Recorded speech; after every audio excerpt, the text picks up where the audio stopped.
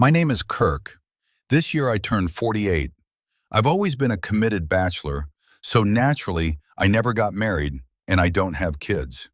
In my early 30s, the company sent me to work at an overseas branch, and I ended up spending a lot of years abroad. I only got back a couple of months ago. At first, I kept busy catching up with old friends scattered all over the place. But once that wave of reunions died down, I suddenly felt like I needed a real break. I took a month off and went back to my hometown, Buffalo.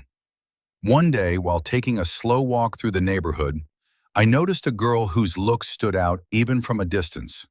Long, straight hair down to her waist, a white dress fluttering in the wind. She stopped in front of a familiar house and walked right in.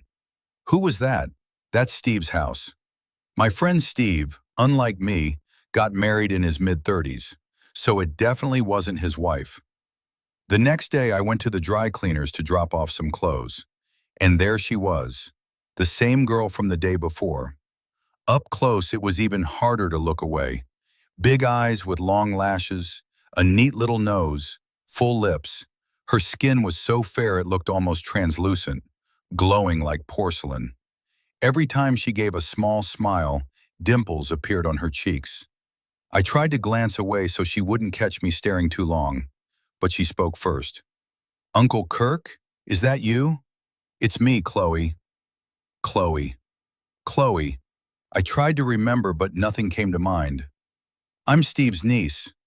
And then it hit me. That little girl with the runny nose. "You're Chloe." "Yeah, I guess I've changed a lot. But you haven't changed at all, Uncle Kirk."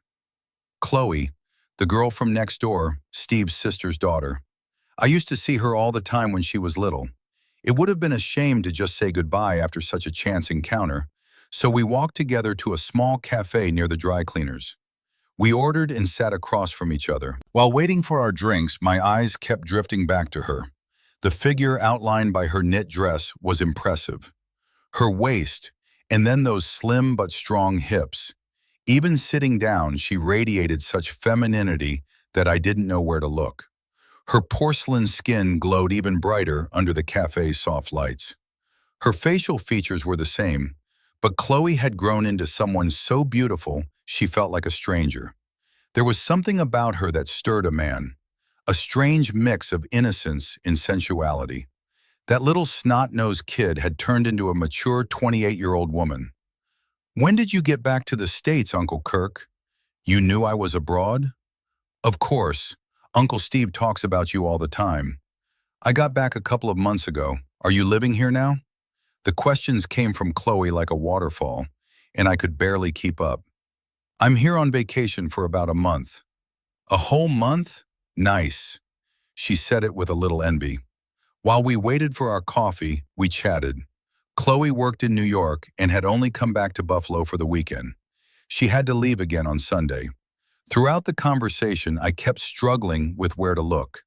Every time Chloe leaned forward, the neckline of her dress opened up just enough to show her cleavage, and my gaze would automatically drift there. I couldn't tell if she did it on purpose, but Chloe didn't seem to notice at all. "You really haven't changed one bit, Uncle Kirk." She looked at me intently, holding a straw in her mouth, as if she wanted to say something else but hesitated. "But you've changed a lot, Chloe. Completely different." "Different how?" "Well, you're a woman now." Chloe's cheeks flushed slightly. The dimples appeared on her face again. "Thank you," she smiled shyly. Seeing that smile, my heart did something strange. What am I even saying? I'm embarrassing a kid.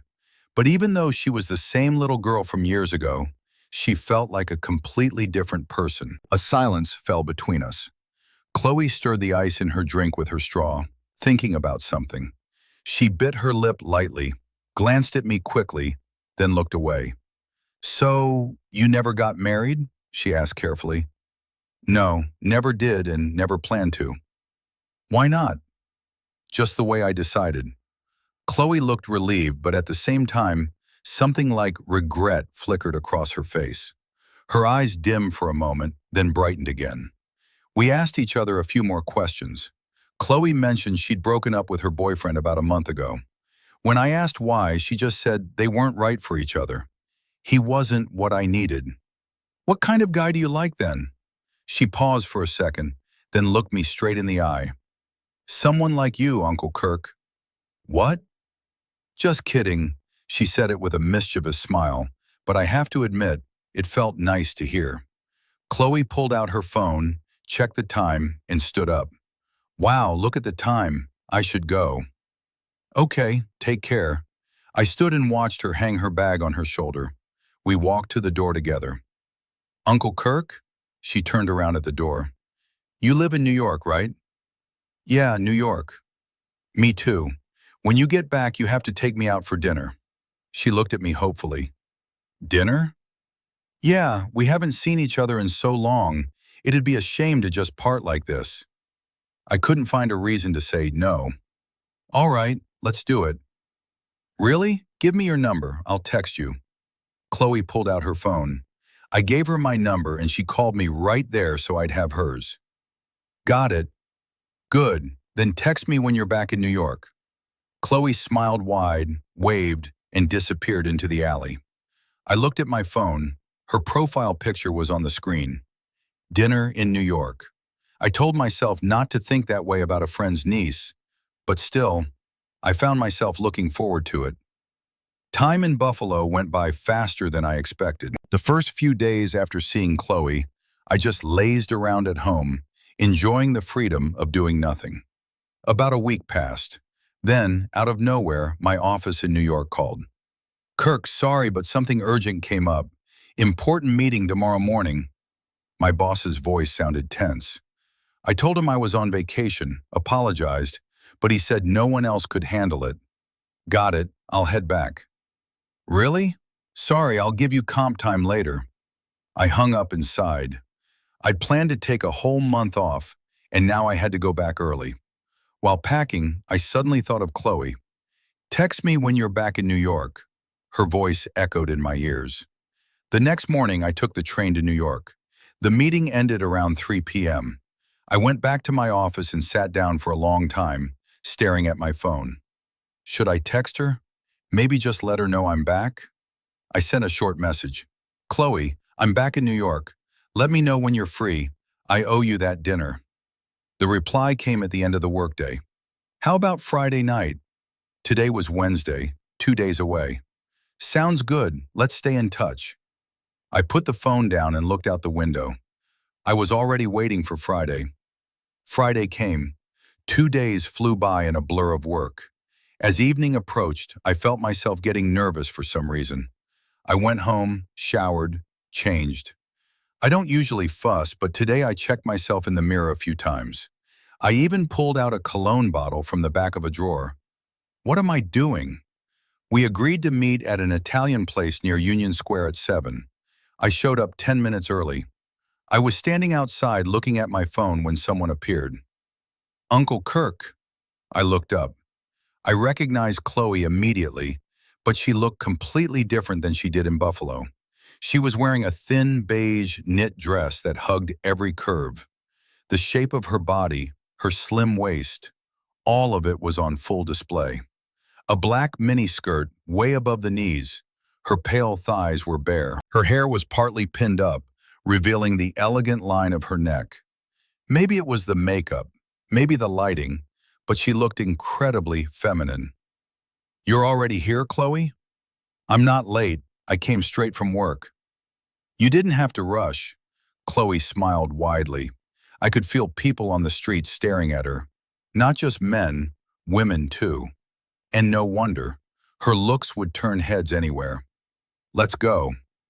Chloe opened the restaurant door and walked in first. I followed behind, and I couldn't help looking at her back. The curve of her waist under the knit dress, her long legs under that short skirt. I tried to look away, but it wasn't easy. Get a grip. Don't be an idiot. We sat down. The waiter brought menus. Chloe opened hers confidently. Uncle Kirk, do you like pasta? Yeah, sure. Want some wine? Wine. Alcohol. She giggled. Uncle Kirk, I'm almost 30. Oh, right. Sorry. Red then. Yeah, I'll pick. She called the waiter and ordered. The wine came first. Chloe raised her glass and clinked it against mine. So, how's work, Chloe? Good. Lots of overtime lately, but it's fine. She took another sip of wine. Her cheeks were already turning a little pink. If things ever get tough, call me anytime. I'll help if I can. Really? Then you call me too. Chloe smiled wide. Thanks, Uncle Kirk. So I can call you a lot? Of course, anytime. Her eyes sparkled even brighter. Those dimples seemed to get deeper. You get drunk fast, don't you? I asked, noticing her head sway slightly. No, I'm fine, just a little warm. She tugged lightly at the neckline of her dress. That's when I saw her collarbones and the pale skin of her neck. I looked away and raised my own glass. By the end of the meal, Chloe seemed a little tipsy. Her cheeks were flushed, her speech a bit slower. Uncle Kirk, I had such a good time tonight. I'm glad. She set down her glass and smiled. We paid and walked outside. How are you getting home? Taking a taxi alone feels weird. I'll call a sober driver and take you in my SUV. Really? If it's not too much trouble. I chuckled. About 10 minutes later, the driver arrived. Chloe got in the back seat. I sat next to her. Where to? She gave the address. The car moved. On the narrow back seat, we ended up very close. Every time Chloe flipped her hair, I caught a faint scent. Whether shampoo or perfume, I couldn't tell, but it was sweet and soft. On turns, she'd lean slightly into me. Her hand touched mine. Maybe because of the wine, she didn't seem to notice.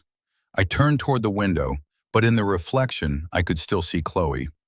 She had her head down, and in the glass, I saw the curve of her neck, the line of her collarbones. I tried not to look, but my eyes kept going back. Get yourself together, I told myself over and over, but it was hard. Chloe's presence was overwhelming.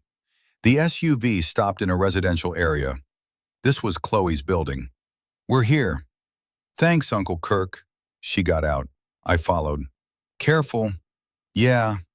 Chloe walked toward the entrance, but her steps were unsteady. She opened the door, grabbed the railing, and started climbing. Chloe, you okay? Yeah, fine. But every step seemed hard. What floor? 6th. Elevator? No. 6th floor, no elevator. In this state, there was no way she could make it alone. I asked the driver to wait a minute and walked over to Chloe. I'll walk you up.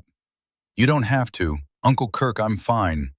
I took her arm and put it over my shoulder. Come on, slow and steady. We went up step by step. Chloe's weight pressed against my shoulder. She was lighter than I expected, but I could feel the warmth of her body. 2nd floor. 3rd. Chloe leaned on me harder. Uncle Kirk, sorry. It's okay. Slowly. Her head touched my shoulder. The scent was stronger now. We passed the 4th floor and started up to the 5th. Halfway up, Chloe, already struggling, lost her footing. Oh! She stumbled backward. Instinctively, I wrapped my arm around her waist. Chloe fell into me, her arms looping around my neck. To keep balance, I put my other hand behind her head. Our faces were inches apart. Our eyes met. Her big eyes looked up at me from below. I could hear her breathing. Her lips parted slightly. And then she leaned in slowly and pressed her mouth against my neck. I froze, soft, warm. But it wasn't just a kiss.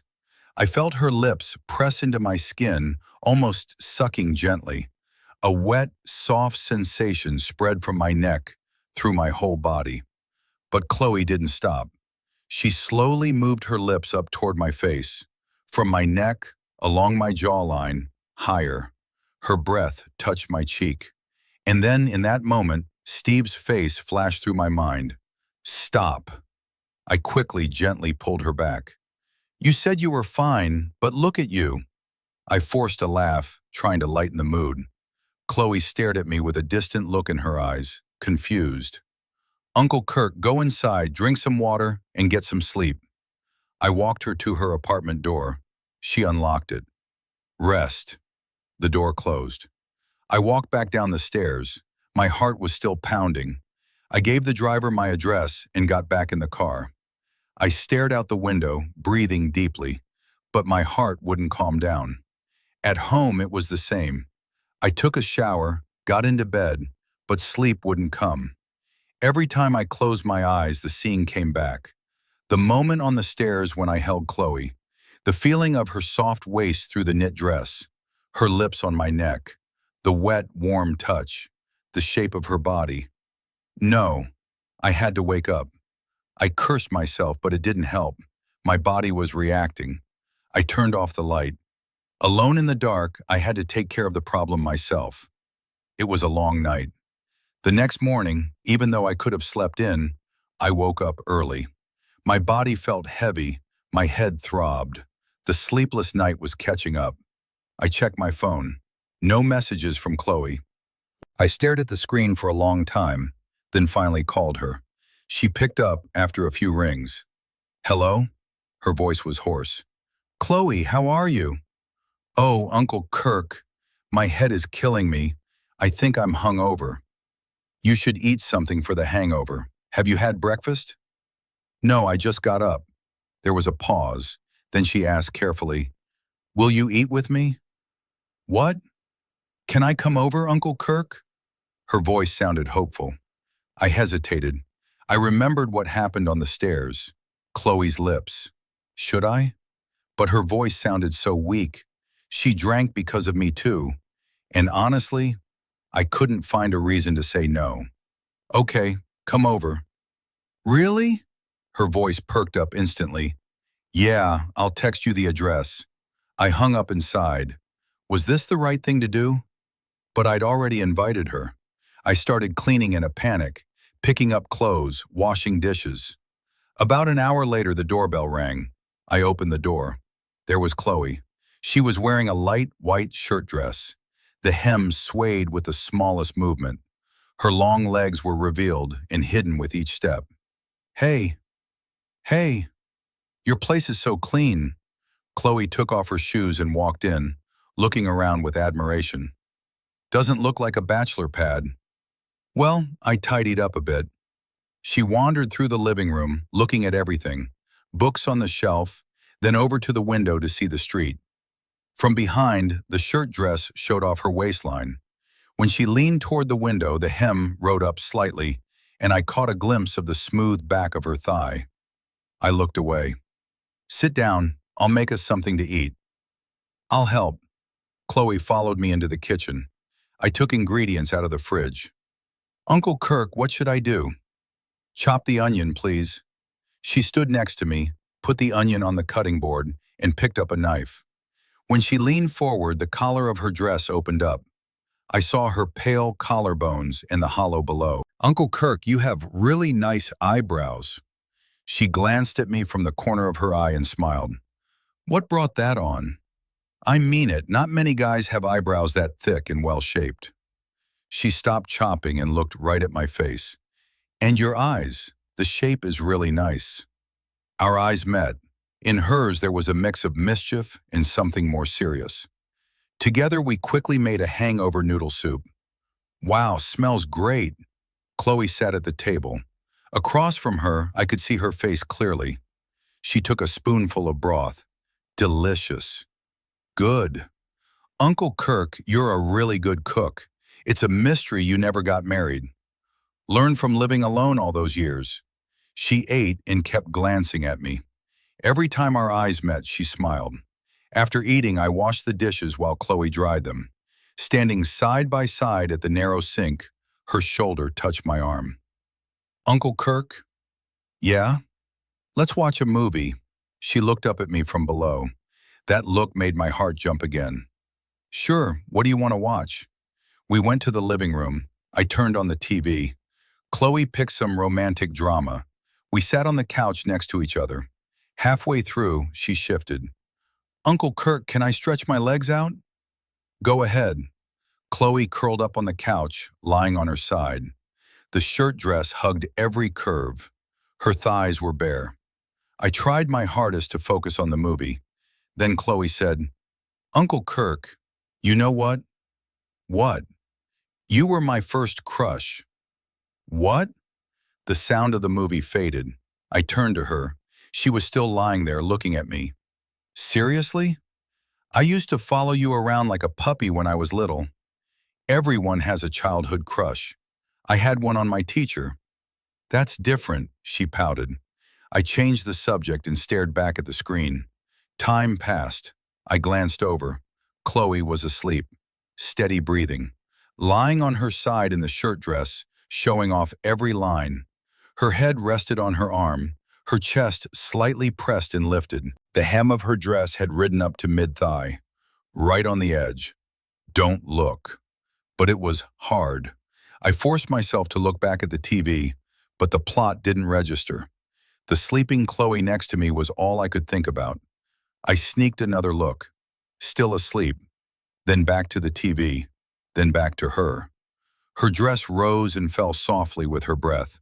Her waistline looked even more dramatic. Watching her while pretending to watch the movie was strangely thrilling. No, stop it. But my eyes kept drifting. I felt her move. She rolled over onto her other side, and in that moment the dress rode up even higher. I saw, too clearly. I could have even made out the color. Panicked, I coughed, trying to snap out of it. I should pull her dress down. I turned toward her. And then, "Uncle Kirk?" Chloe was looking at me. "Oh, you're awake." I wasn't really asleep. She smiled mysteriously. I panicked and started to get up, but Chloe grabbed my hand. "Don't go. Where are you running off to?" I froze. I turned back. Chloe said, "Come here." I walked over to her silently. She moved closer. "Let's finish what we started last night." And then her lips touched mine. A shiver ran through me. The kiss went on. Her lips were soft, her sweet breath mixing with mine. She pulled back for a second, breathing hard, and said, "Uncle Kirk, to be honest, sometimes I've thought about you. By myself." "What?" "At night, by myself." Her cheeks turned crimson. "You're that kind of person to me. Everything about you seems so cool. Honestly, I was a little afraid that when I grew up and saw you again, you just seem ordinary. You know how it is. The schoolyard feels huge as a kid, but when you're older, it's small." She looked deep into my eyes. "But it's the opposite with you. Everything about you. It only got better." Chloe slowly lowered her head. "Ah." I held her small shoulders and soon I couldn't hold back anymore. "Chloe, there's nothing. Just do it." A firework went off in my head. I took a slow breath. Chloe looked at me with flushed cheeks and smiled softly. "Let's go to the bedroom, Uncle Kirk." I nodded. "Yeah, let's." It felt strange, incredible. I couldn't explain why it kept happening, but I stopped questioning it.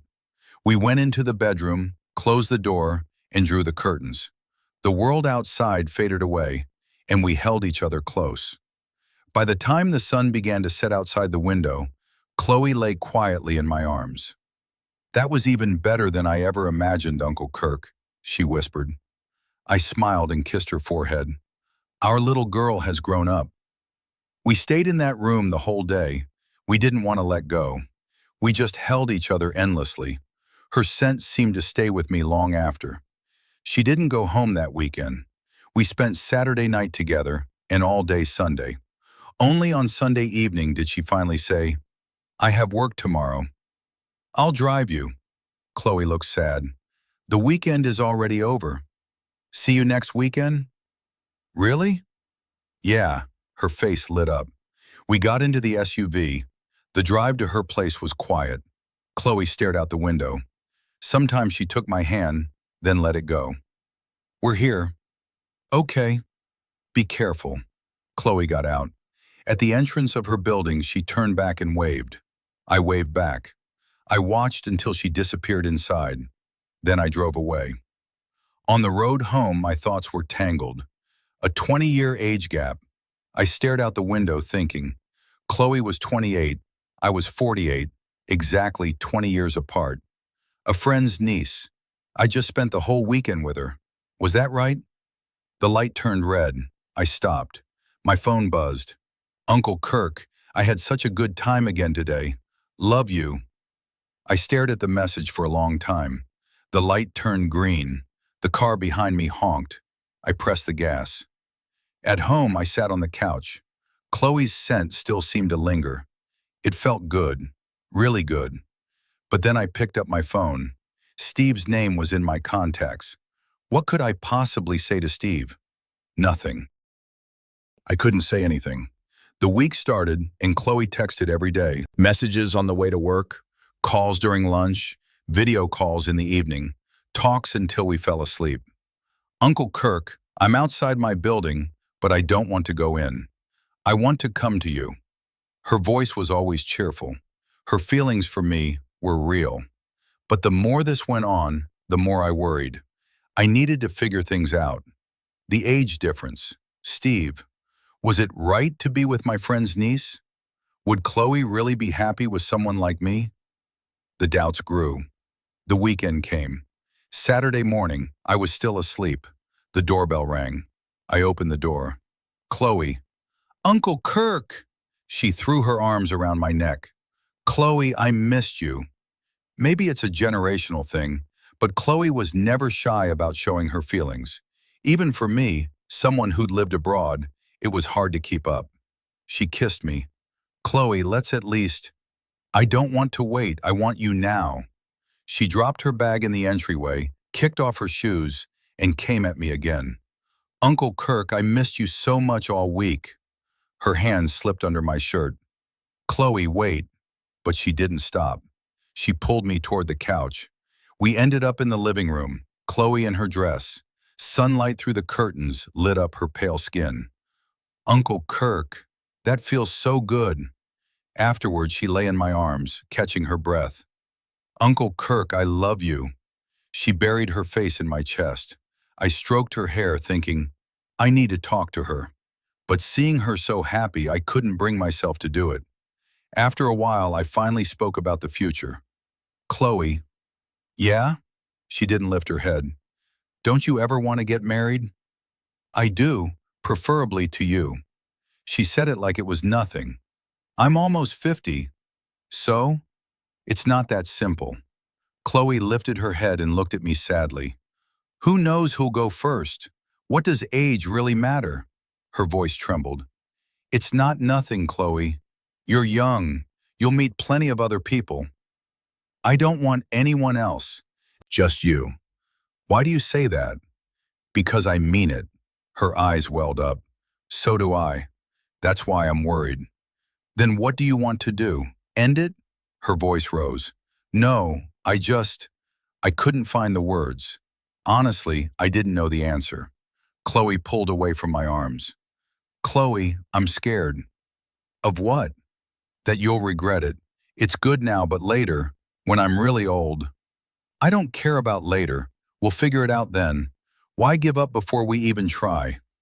I had nothing to say. Chloe went home.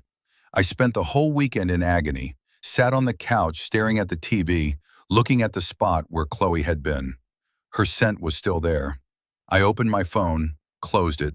No word from Chloe. Monday, Tuesday, Wednesday. At work, nothing went right. I could only think about her. Thursday evening. I couldn't take it anymore. I called her.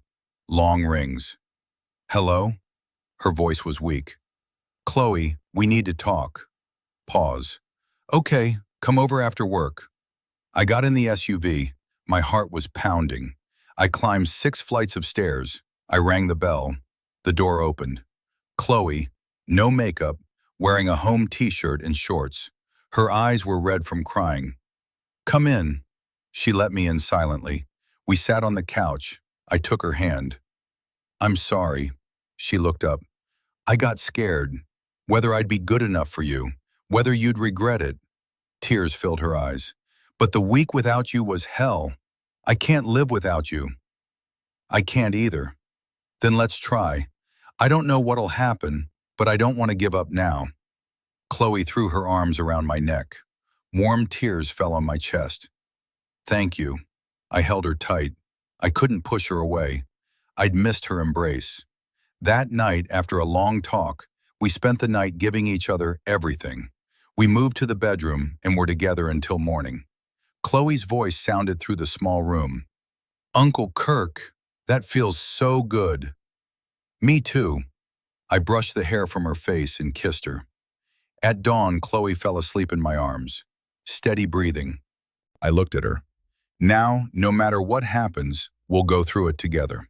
3 months passed. We became inseparable. I finally gathered my courage and called Steve. We met up right away, and I told him everything. His words surprised me. Well, first of all, I'm shocked. You, a lifelong bachelor, thinking about marriage? Yeah, I guess because it's Chloe. Congratulations. As Chloe's uncle, I can honestly say, aside from the age thing, you have no flaws. Steve, as an old friend, supported me with a joke. So we got over the first big hurdle. Chloe, like a bride-to-be, threw herself into homemaking. Every weekend she came over, cleaned, cooked. Watching her became my greatest joy. I'd sit on the couch and just watch her.